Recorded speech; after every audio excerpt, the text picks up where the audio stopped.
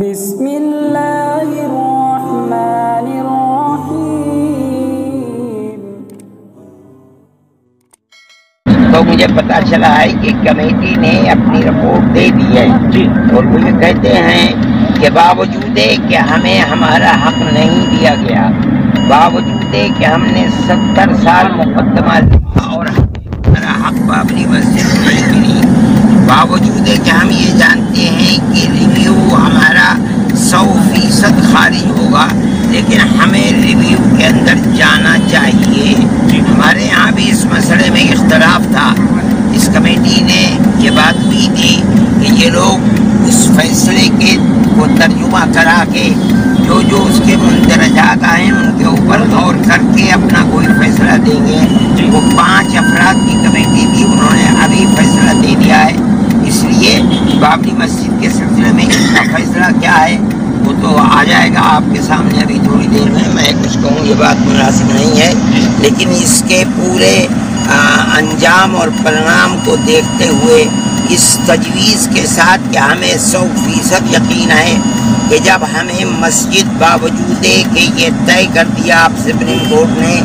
کہ جگہ جہاں مسجد ہے مندر کو توڑ کر نہیں بنائی گئی ہے، لیکن مسجد ہمیں نہیں ملی، اس کا مطلب یہ ہے کہ ہمیں مقدمے کے اندر ہمیں ہمارا حق نہیں دیا گیا، تو ہم یقین کرتے ہیں کہ ریویو کے اندر بھی ہمیں ہمارا حق نہیں دیا جائے گا۔ اس کے باوجود چونکہ ایک آخری چیز ہے جمعیت علماء ہند ریویو کے اندر، لیکن لگتا ہے آپ کو کہ اس مسئلے کو لے کر کے بورڈ میں بھی 2 پھاڑ ہیں؟ نہیں، ہر جگہ 2 ہیں، لیکن یہ کہ اقلبیت کیا ہے اور طاقت یعنی اپنے دلائل کے اعتبار سے کون دے رہا ہے اس کو دیکھ کر بورڈ کو فیصلہ کرے۔ تو یہ مسئلہ حل ہو جائے گا؟ لگتا ہے کہ جس طریقے سے بورڈ ریویو پٹیشن میں جو مانگ آپ کر رہے ہیں بورڈ کے تمام جو لوگ ہیں وہ اسی بات پہ ایگری نہیں ہے آپ کے ساتھ آنے کی؟ جو نہیں ہمارے ساتھ، ہم نے نہیں کہا کہ ہمارے ساتھ آئیں، یہ تو ایک رائے تھی، لوگوں نے اپنی اپنی رائے پیش کی ہے، انہوں نے بھی ایک کمیٹی بنا دی ہے، وہ کمیٹی ابھی میرے خیال میں شام تک غور کر کے اپنی رپورٹ دے دے گی۔ مولانا صاحب 5-0 سے فیصلہ ہے، اس کو لے کر کے کیا آپ اندازہ لگا سکتے ہیں ریویو پٹیشن پہ آپ کے حق میں فیصلہ؟ ہم جانتے ہیں کہ ریویو پٹیشن میں کیا، جب پورے مقدمے کے اندر 70 سال میں ہمارے حق میں فیصلہ نہیں آیا، باوجود ہے کہ وہ مسجد ہے اور مسجد تھی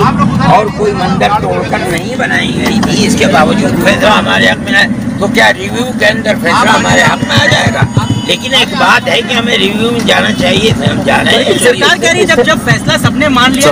ریویو کا کیا مقصد آپ ہے؟ ہم تو نہیں مان رہے ہیں فیصلے کو، ہم تو یہ دیکھ رہے ہیں کہ فیصلہ ابتدا میں دائنی طرف اور انتہا کے اندر بائیں طرف جب کہا جا رہا ہے کہ مندر نہیں توڑا گیا، اس کا مطلب یہ ہے کہ وہ مسجد اپنی حالت سے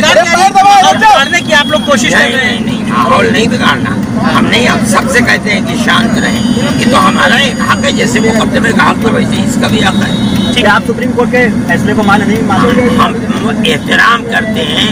لیکن جو ثبوت اور شواہد ہیں فیصلہ ان کے اوپر پورا نہیں ہے، وہ خود ہی کہتے ہیں کہ یہ مسجد ہے مندر توڑ کر نہیں بنی ہے۔ اگر وہ یہ کہہ دیتے کہ مندر توڑ کر بنی ہے مسجد، ہم خاموش ہو جاتے ہیں، اس لیے کہ مندر توڑ کر مسجد اگر بنائی جائے وہ مسجد نہیں ہے، لیکن سپریم کورٹ یہ کہتا ہے کہ مندر توڑ کر مسجد نہیں بنی، تو مطلب یہ ہے کہ وہ مسجد ہے، تو ہم یہ کہتے ہیں کہ جب مسجد ہے تو حق ملکیت ہمارا ہے، لہذا ہمیں دی جائے۔ مسجد حق ملکیت مقدمے میں سپریم کورٹ کے حالیہ فیصلے کا جائزہ لینے والی جمعیت علماء ہند کی ورکنگ کمیٹی کی تشکیل کردہ 5 نفری پینل نے وکلاء اور ماہرین قانون سے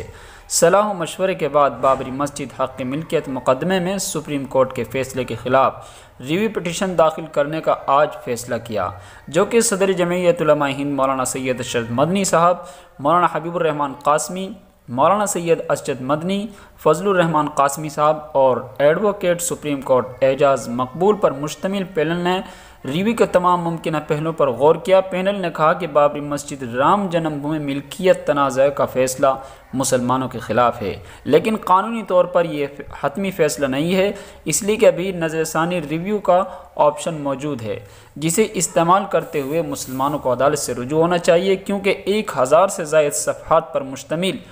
فیصلے میں عدالت نے مسلمانوں کے بیشتر دلائل کو قبول کیا ہے۔ جہاں قانونی آپشن موجود ہے، وہیں شرعاً بھی یہ ضروری ہے کہ آخری دم تک مسجد کی حصول یابی کے لیے جدوجہد کی جائے۔ مولانا ارشد مدنی نے کہا کہ سپریم کورٹ کے حالیہ فیصلے سے مسلمانوں کے ماتھے پر لگا یہ داغ دھل گیا کہ مسلمانوں نے بابری مسجد کی تعمیر رام مندر توڑ کر کی تھی۔ محکمہ آثار قدیمہ کی رپورٹ نے واضح کر دیا کہ مسجد کی تعمیر مندر توڑ کر نہیں کی گئی۔